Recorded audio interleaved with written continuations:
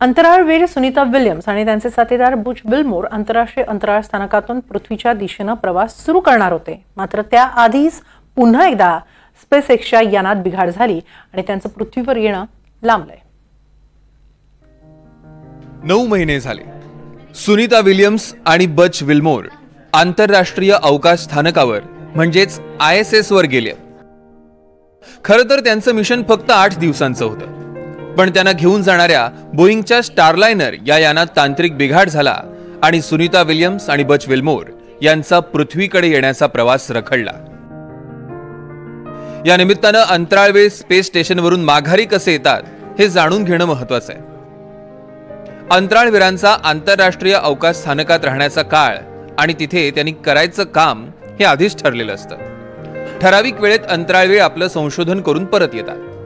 आंतरराष्ट्रीय अंतराळ स्थानकात ज्या यानानं ते गेले त्याच यानाने त्यांनी पृथ्वीवर परत येणं अपेक्षित असतं.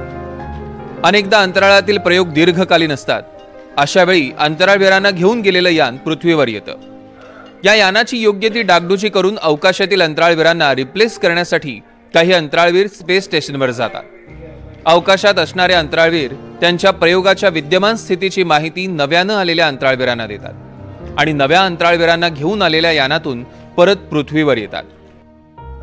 सुनीता विल्यम्स आणि बच विल्मोर यांच्यासाठी रिप्लेसमेंटसाठी सप्टेंबरमध्ये क्रू 9 नावाची एक अंतराळवीरांची टीम आंतरराष्ट्रीय अंतराळ स्थानकात पाठवण्यात आली. आता क्रू 9 ला रिप्लेस करण्यासाठी क्रू 10 अंतराळ स्थानकाकडे झेपावणार होतं, पण त्यातही तांत्रिक बिघाड झालाय. हा बिघाड अगदी किरकोळ असून भारतीय वेळेनुसार 15 तारखेला क्रू 10 स्पेसएक्सच्या यानानं आंतरराष्ट्रीय अंतराळ स्थानकात पोहोचतील. मग क्रू 9 सोबत सुनीता विल्यम्स आणि बच विल्मोर पृथ्वीवर परत येतील. दरम्यान सध्या सुनीता विल्यम्स आणि बच विल्मर यांच्यासह तब्बल 10 जण आंतरराष्ट्रीय स्पेस स्टेशनवर आहेत आणि हे सगळे जण सुखरूप परत येतील असा नासाला विश्वास आहे. Bureau report, NDTV Marathi.